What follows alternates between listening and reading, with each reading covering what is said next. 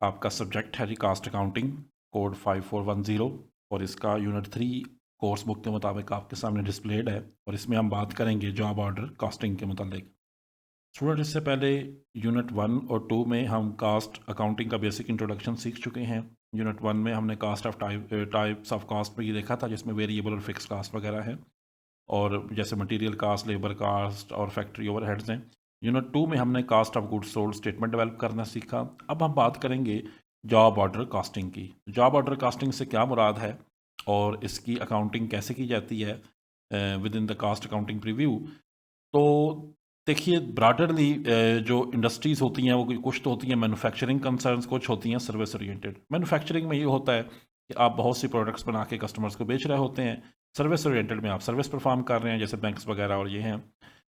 तो जो manufacturing concerns हैं जनरली, उनमें तो दो तरह की मैन्युफैक्चरिंग या दो टाइप के कास्टिंग सिस्टम अप्लाई होते हैं। पहला है जॉब ऑर्डर कास्टिंग सिस्टम और दूसरा है प्रोसेस कास्टिंग सिस्टम। अगर मैं जॉब ऑर्डर कास्टिंग सिस्टम की बात करूं तो ये वो कॉस्ट सिस्टम है जिसके अंदर हम उस सारे मैन्युफैक्चरिंग प्रोसेस की कास्ट को लिख रहे होते हैं और उसका टोटल कर रहे होते हैं, जिसमें प्रोडक्ट हेट्रोजीनियस होती हैं। हेट्रोजीनियस से मुराद प्रोडक्ट्स एक दूसरे से मुख्तलिफ होती हैं as per the customer order. मिसाल के तौर पे कोई फर्नीचर का शोरूम है, वहाँ पे या फर्नीचर मैन्युफैक्चरिंग है, उन्हें डिफरेंट आर्डर्स आ रहे हैं। कोई कस्टमर कह रहा है 4 बेड तैयार कर दें, 3 सोफ़े तैयार कर दें, या इतनी चेयर्स तैयार कर दें। अब हर एक कस्टमर का सेपरेट आर्डर है, तो सेपरेट उसकी कास्टिंग होती है और सेपरेट वे में उसको रिकॉर्ड किया जाता है। जो दूसरा सिस्टम है प्रोसेस कास्टिंग सिस्टम, उसमें होता क्या है कि बहुत सारी प्रोडक्ट्स तैयार हो रही हैं और सारी एक जैसी प्रोडक्ट्स हैं। जैसे कोई बिस्किट बनाने वाली फैक्ट्री है, टॉफ़ीज़ बनाने वाली फैक्ट्री है, तो वहाँ पे अकाउंटिंग सिस्टम और तरह ऑपरेट होता है। वो हम आगे नेक्स्ट यूनिट्स में देखेंगे। तो अभी हम जॉब और कास्टिंग सिस्टम के मतलब बात करते हैं। जॉब ऑर्डर कास्टिंग में बनती है जी जॉब कास्ट शीट। और आपको पता है कोई भी किसी भी चीज़ की कास्ट मालूम करनी हो तो उसके 3 हिस्से होते हैं। Number 1 material cost, number 2 labour cost, number 3 factory overhead या ओवरहेड कास्ट, जो टोटल लिखे जाते हैं जॉब ऑर्डर कास्ट शीट में। और फिर मालूम होता है कि वो जो ऑर्डर जिसको पूरा करना है उसकी टोटल कास्ट कितनी है। उसमें साथ फिर प्रॉफिट मार्जिन ऐड होता है, तो वो चीज़ कस्टमर को सेल की जाती है। मैं अभी उसका पैटर्न आपको दिखाता हूँ। तो एक जॉब ऑर्डर कास्ट शीट किस तरह की होती है, ये सैंपल आपके सामने है। कंपनी का नाम लिखा जाता है, इंडस्ट्री उसकी लोकेशन और जॉब ऑर्डर कास्ट शीट। सबसे पहले लिखा जाता है जी जॉब नंबर क्या है, फिर कस्टमर नेम जिसने ऑर्डर दिया उसका एड्रेस, डिस्क्रिप्शन ऑफ प्रोडक्ट्स कौन सी चीज़ें उसने लेनी है। जैसे ये कोई फर्नीचर वाला कंसर्न है, उसकी डेट स्टार्ट क्या है, डेट कंप्लीशन क्या है, डिलीवरी कब करनी है, और वो सारी चीज़ें लिखी जाती हैं। तो सबसे पहले लिखी जाते हैं डायरेक्ट मटेरियल्स। डायरेक्ट मटेरियल कौन से इस्तेमाल होंगे। अब डिपार्टमेंट वाइज लिखा जाता है कौन कौन से डिपार्टमेंट के मटेरियल इस्तेमाल होंगे, डेट कब वो इशू किए जाएंगे, और आगे रिक्विजिशन नंबर होती है जिसके अगेंस्ट वो प्रोडक्शन को इशू किए जाते हैं। फिर क्वांटिटी लिखी जाती है, कितने किलो या किस वेट के हिसाब से या क्या साइज़ है जो इशू किया जा रहा है। फिर यूनिट कास्ट होती है मटेरियल की, और उसके बाद मल्टीप्लाई करके ये लिख लिया जाता है। तो ये मटेरियल कास्ट हो जाती है।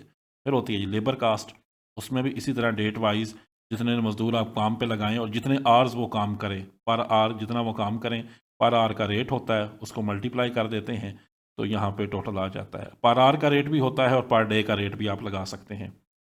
इस तरह अप्लाइड फैक्ट्री ओवरहेड्स होते हैं। अप्लाइड फैक्ट्री ओवरहेड से मुराद ये होती है कि वैसे तो ओवरहेड एक्सपेंडिचर फैक्ट्री के बहुत हो रहे होते हैं, तो बजाय कि उनके बिल आएँ और हम उनको टोटल करें, हम पहले से ही एक फ़िक्स रेट फैक्ट्री ओवरहेड का अप्लाई कर देते हैं। मिसाल के तौर पे हम लेबर कास्ट की बेस पे हम कहते हैं कि 348 घंटे के हिसाब से हम फैक्ट्री ओवरहेड अप्लाई करेंगे, तो फैक्ट्री ओवरहेड अप्लाई कर दिए जाते हैं।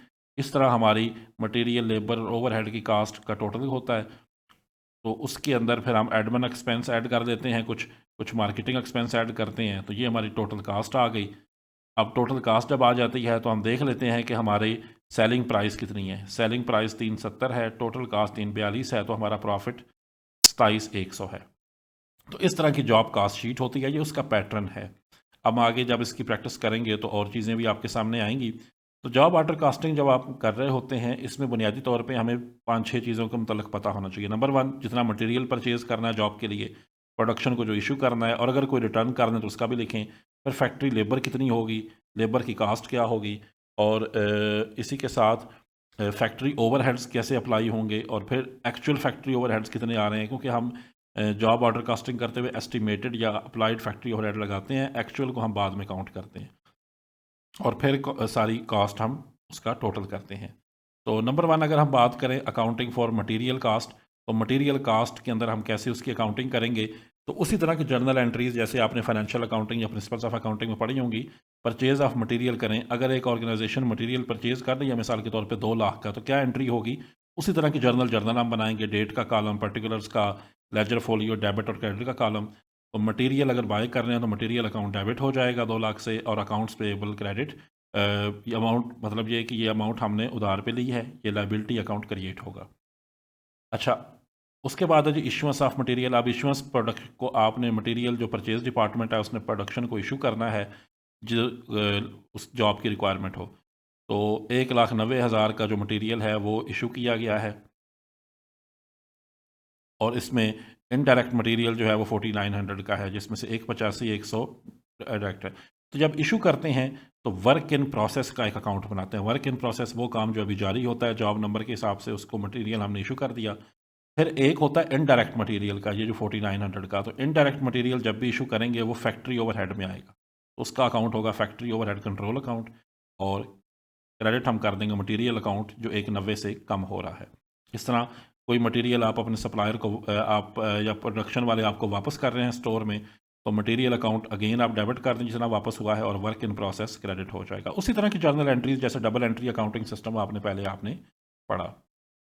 इसी तरह कोई अमाउंट अगर आप अपने सप्लायर को वापस कर रहे हैं, मटेरियल डिफेक्टिव निकला है, तो अकाउंट्स पेएबल जैसे पहले हमने अकाउंट क्रिएट किया, ये एक लायबिलिटी है उस सप्लायर के नाम जिससे उधारा माल लिया है, तो उसको डेबिट कर देंगे 8,000 से, और मटेरियल अकाउंट क्रेडिट हो जाएगा 8,000 से। इसी तरह ये जो जर्नल एंट्रीज़ की हैं आगे इनके लेजर बना लेंगे। मटेरियल अकाउंट ये उसकी डेबिट साइड और ये क्रेडिट साइड।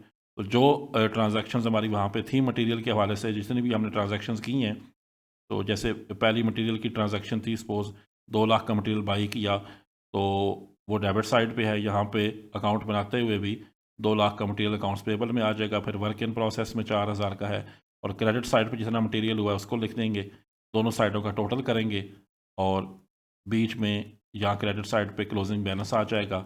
इस तरह वर्क इन प्रोसेस का क्लोजिंग बैलेंस मालूम करेंगे, इन सब के क्लोजिंग बैलेंसेस हम मालूम कर देंगे। इस तरह लेबर कास्ट की अगर कैलकुलेशन करनी हो, तो लेबर कास्ट बीच मुख्तलिफ मज़दूर जो हम काम पे रखेंगे, मशीनों पे रखेंगे, तो उसकी भी एंट्री होगी मसलन। और उसकी एंट्री क्या होगी, पेरोल अकाउंट को हम डेबिट करेंगे जितनी हम लेबर कास्ट पे करेंगे। सपोज़ 1,20,000 की लेबर कास्ट है। अब जब भी मज़दूरों को पेमेंट की जाती है, या जो हमारे पास वर्कर काम करते हैं, उसमें से इनकम टैक्स भी डिडक्ट होता है। तो income tax deduction payable account 6,000 से वो, फिर प्रोविडेंट फ़ंड भी डिडक्ट होता है। ये डिफरेंट फंड्स होते हैं एम्प्लॉय वेलफेयर के लिए जो डिडक्शन होती है। और फिर अक्रूड पेरोल अकाउंट 1,02,000 की हमने नेट पेमेंट करनी होती है। तो इन एंट्रीज़ को अच्छी तरह समझ लें। इस तरह क्लासिफिकेशन ऑफ पेरोल होती है। कुछ पेरोल वाले वर्कर जो होते हैं वो डायरेक्ट काम कर रहे होते हैं, कुछ इनडायरेक्ट वे में होते हैं। तो जो डायरेक्ट वर्कर होते हैं फैक्ट्री में काम कर रहे हैं, उनकी पे को हम वर्क इन प्रोसेस में चार्ज कर देते हैं। जो इनडायरेक्ट लेबर होती है उसको फैक्ट्री ओवरहेड कंट्रोल अकाउंट में चार्ज कर देते हैं। इस तरह जो एडमिनिस्ट्रेटिव एक्सपेंस में के लिए वर्कर होते हैं, उनकी तनख्वाह एडमिनिस्ट्रेटिव एक्सपेंस को, और मार्केटिंग वालों को मार्केटिंग की, और टोटल पेरोल अकाउंट को फिर हम क्रेडिट कर देते हैं 1/20 से। उसके बाद जब पेमेंट हम करते हैं पेरोल की, तो अक्रूड पेरोल अकाउंट डेबिट कर देते हैं, क्योंकि हमने नेट पेमेंट तो 1-2 की करनी है, बाकी इसमें से टैक्स की डिडक्शन हुई है और बाकी चीज़ें, और कैश अकाउंट क्रेडिट कर देंगे जिससे हमने पे की। तो आगे इनके आप लेजर अकाउंट बना सकते हैं। वर्क इन प्रोसेस का अकाउंट है सपोज, उसमें पेरोल जो आई है वो 92,800 की है। बाकी पेरोल अकाउंट आप डेबिट, ये उसकी डेबिट साइड और क्रेडिट साइड है, वही बैलेंसेज आप लेजर से इधर पोस्ट कर दें। अच्छा, फिर फैक्ट्री ओवरहेड की कास्ट है। अब फैक्ट्री ओवरहेड की कास्ट ये होती है क्योंकि एक फैक्ट्री में तो 50-60 तरह के डिफरेंट छोटे छोटे एक्सपेंस हो रहे होते हैं, सिक्योरिटी, लाइटिंग, हीटिंग, इंश्योरेंस। तो बजाय उन सब का अलग अलग टोटल करने के, क्योंकि हमने जॉब ऑर्डर कास्ट शीट मुकम्मल भी करनी होती है, तो एक प्री डिटर्मेंट फैक्ट्री ओवरहेड रेट रखा जाता है, उसकी बेस पर चार्ज कर लिया जाता है।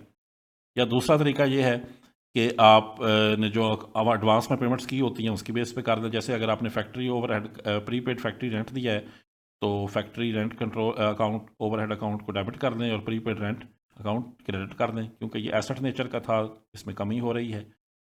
प्रीपेड इंश्योरेंस अगर आपने फैक्ट्री की कराई है, तो उसको फैक्ट्री ओवरहेड कंट्रोल अकाउंट को चार्ज कर दें। जितने भी फैक्ट्री ओवरहेड्स हैं वो फैक्ट्री ओवरहेड कंट्रोल अकाउंट को हम चार्ज करेंगे।